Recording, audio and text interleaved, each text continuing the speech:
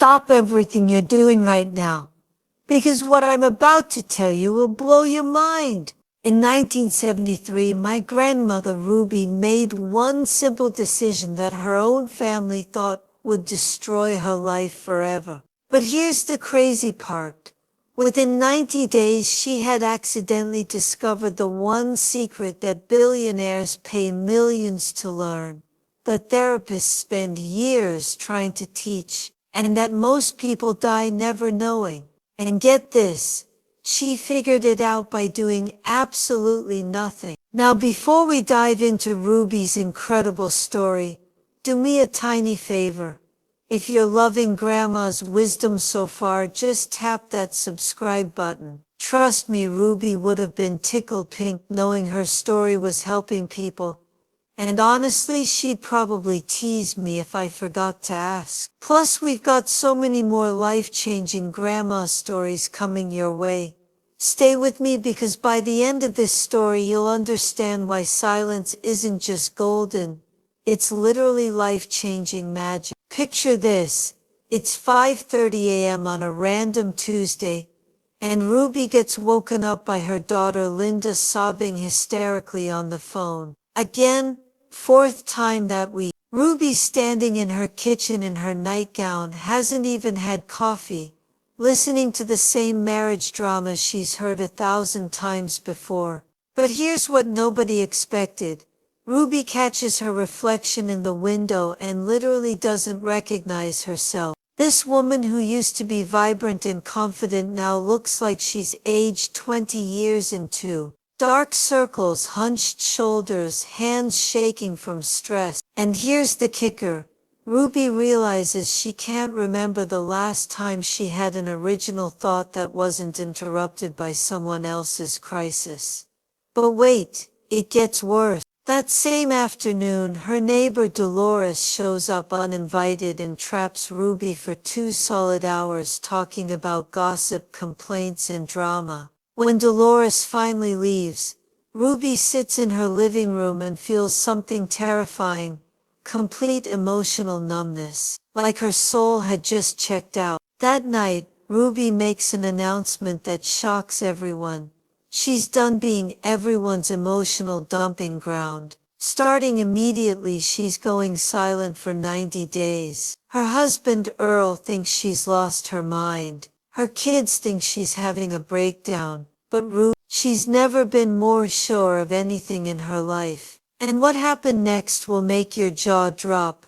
Here's Ruby's crazy plan that everyone thought would ruin her life. Every morning, 2 hours of complete silence on her back steps. No talking, no radio, no newspaper, no distraction. The rest of the day, she'll only speak when directly asked a question, and only give the shortest possible answer. No volunteering information, no asking about problems, no giving advice unless someone literally begs for it. Her family goes ballistic. Linda accuses her of abandonment during her worst crisis ever. Her son Mike thinks she's having a mental breakdown. Earl is embarrassed because neighbors think their marriage is falling apart. The church ladies whisper that Ruby's become strange and cold. But here's where it gets interesting. Within just 1 week, Ruby discovers something absolutely mind-blowing.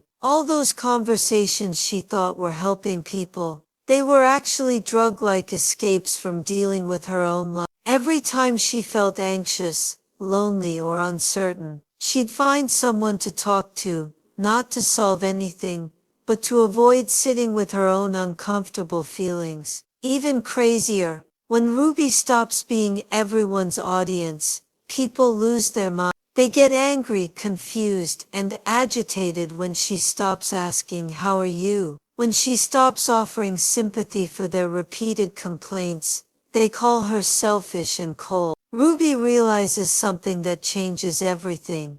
Most people aren't having conversations, they're performing monologues and desperately seeking an audience. But that's not even the shocking part. Week 3 hits and Ruby experiences what she calls the Great Unveiling. And this will blow your mind. Sitting in complete silence, she starts seeing her relationships with brutal, crystal clear honesty. Her daughter Linda doesn't want marriage advice. She wants someone to validate her victimhood, so she can avoid taking responsibility. Her gossipy neighbor doesn't want friendship. She wants a garbage dump for her negativity. But here's the part that'll make you question everything. Ruby realizes she was addicted to being needed because it made her feel important. Every crisis she solved, every piece of advice she gave, every shoulder she offered, it wasn't about helping others. It was about feeding her ego and maintaining her identity as the wise woman everyone depended on.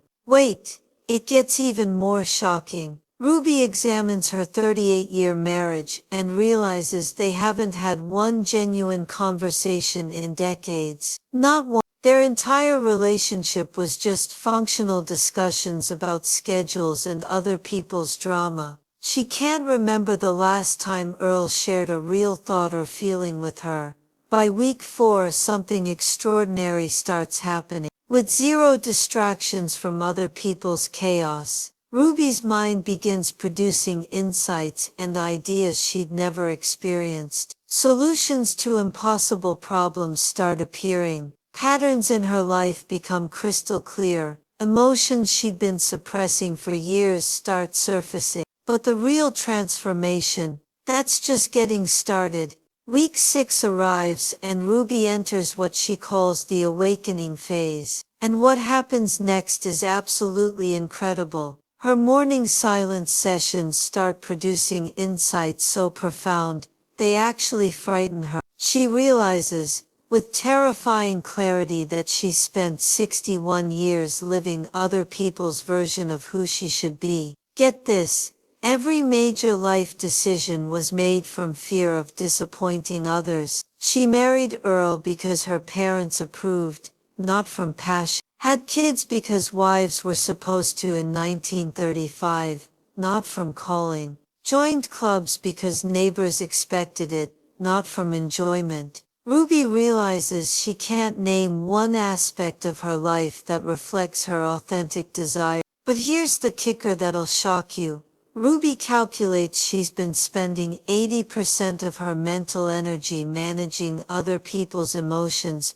while completely neglecting her own. Walking on eggshells around Earl's moods, absorbing Linda's anxiety, managing Mike's expectations, smoothing over conflicts that weren't even her responsibility. Week 7 brings the most revolutionary insight of all. By constantly fixing everyone's problems, Ruby had prevented them from developing their own strength and wisdom. Linda was emotionally immature at 35, because Ruby always rushed in with solutions. Earl never learned to process feelings, because Ruby managed the emotional climate of their home. The silence reveals something Ruby never expected. She wasn't nearly as helpful as she thought. She was actually enabling weakness in everyone around her. But the real drama is just beginning. Linda escalates her demands, calling multiple times daily and showing up unannounced. When Ruby maintains boundaries,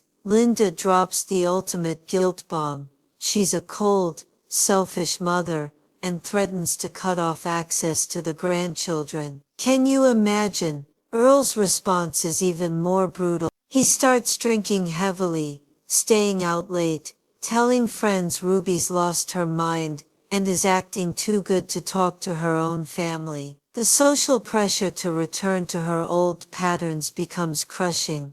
But the church ladies, they're the absolute worst. They whisper that Ruby's having an affair, losing her faith, or developing mental illness. The pastor's wife actually tells her that her behavior is unchristian, and she's neglecting her biblical duty to serve others. Women she considered friends start openly shunning her. For 3 days during week 8, Ruby almost breaks. The isolation is crushing. Everyone she loves is telling her she's changed in horrible ways. Maybe they're right. Maybe her silent mornings are making her antisocial and self-centered. But then something happens that changes everything forever. Week 9 brings a moment that will give you chills. Ruby's at her fence when elderly Mrs. Patterson approaches and says something that stops her cold. I've been watching you these past months, dear. You look peaceful for the first time since I've known you. Whatever you're doing,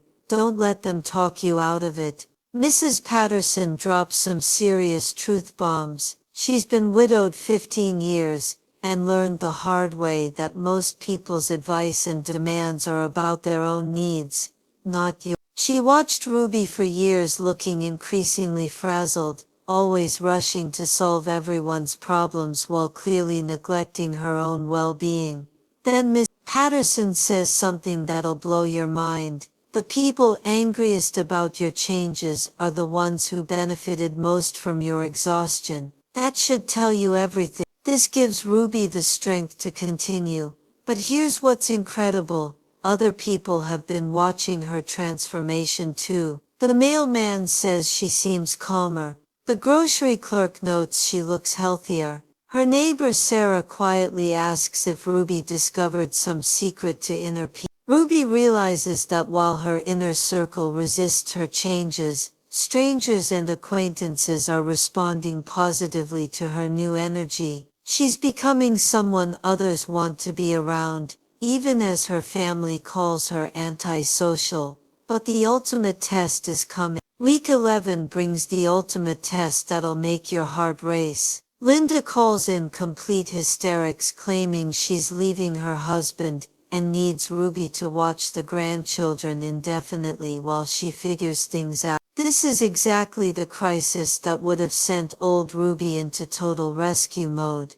Instead, Ruby does something that shocks Linda into silence. I love you, but this is your marriage and your decision. I'm confident you can handle this without me managing it for you. Linda's response is explosive and heartbreaking. She accuses Ruby of being heartless, selfish, a terrible mother and grandmother. She threatens to never speak to Ruby again and prevent her from seeing the grandchildren. The call ends with Linda screaming that Ruby's turned into a cold, horrible person. Earl is furious Ruby won't immediately rush to help Linda. He accuses her of putting her silly silence experiment ahead of family needs. Then comes the ultimatum that nearly destroys everything. End the experiment and return to being the woman he married, or he'll consider their marriage over. Ruby spends that night in absolute agony. Is she being selfish? Has she become cold and uncaring? Is her family worth more than her personal growth? When morning comes, Ruby makes a decision that determines the rest of her life. Ruby chooses herself, not selfishly but recognizing she can only serve others from inner strength and clarity. She completes her 90-day experiment, despite threats and emotional manipulation. The results are absolutely extraordinary. By day 90, Ruby has unshakable inner calm and confidence. She's lost 20 pounds without dieting, chronic headaches disappeared, and she looks 10 years younger. But the most remarkable change, she radiates quiet strength that draws people to her like a magnet. When Ruby starts speaking normally again, something amazing happens. Linda, forced to handle her crisis without Ruby's enabling, works things out with her husband and enters marriage counseling. Earl, deprived of Ruby's emotional management, examines his behavior and quits drinking. Relationships become healthier because Ruby won't participate in dysfunction. Most surprisingly, Ruby develops almost supernatural ability to see through surface complaints to real issues. Her silence taught her to listen not just to words, but to emotions and motivations beneath them. People start seeking her wisdom, but now she offers genuine insight instead of just sympathetic listening. Ruby's story spreads through town, and women privately approach her asking about her secret. She becomes living proof you don't sacrifice well-being to serve others effectively. Ruby lived to 93 and maintained morning silence practice for life. Every major decision came after quiet reflection. She never again let others' emergencies become her anxiety. Her marriage with Earl became genuinely loving once she stopped managing his emotions. Relationships with children deepened when they learned to respect boundaries. But Ruby's greatest legacy, the lesson that the most loving thing you can do is become fully yourself. When you stop enabling dysfunction and start modeling healthy boundaries, you give everyone permission to grow into their strength. Ruby's transformation began with recognizing her thoughts and feelings mattered as much as everyone else's. In our noisy world, that feels revolutionary, but it's not selfish, it's essential for everyone's growth.